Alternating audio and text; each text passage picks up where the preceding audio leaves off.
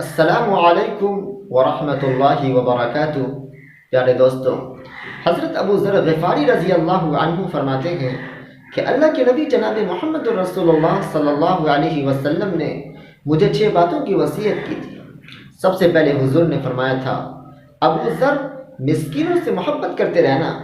دوسرے نمبر پر نبی پاک صلی اللہ علیہ وسلم نے فرمایا تھا، اپنے سے نیچے والوں کو دیکھنا، اوپر والوں کو نہ دیکھنا۔ تیسرے نمبر پر نبی پاک صلی اللہ علیہ وسلم نے فرمایا تھا، ہر حال میں حق بات کہنا اگرچہ وہ کڑوی ہو۔ اور چوتھے نمبر پر نبی پاک صلی اللہ علیہ وسلم نے فرمایا تھا، اللہ کے معاملے میں کسی کی پرواہ نہ کرنا۔ کوئی کیا کہتا ہے کہتا رہے، تم رب کے راستے پہ چلتے رہنا، ملامت کی پرواہ نہ کرنا۔ اور پانچویں نمبر پر نبی پاک صلی اللہ علیہ وسلم نے فرمایا، اگر رشتہ دار تجھ سے تعلق توڑے تو تم جوڑ کے رکھنا، صلہ رحمی نہ چھوڑنا۔ اور چھٹے نمبر پر نبی پاک صلی اللہ علیہ وسلم نے فرمایا، اللہ کے عرش کے خزانوں میں سے خزانہ ہے، لا حول ولا قوت الا باللہ العلی العظیم، اسے پڑھتے رہنا۔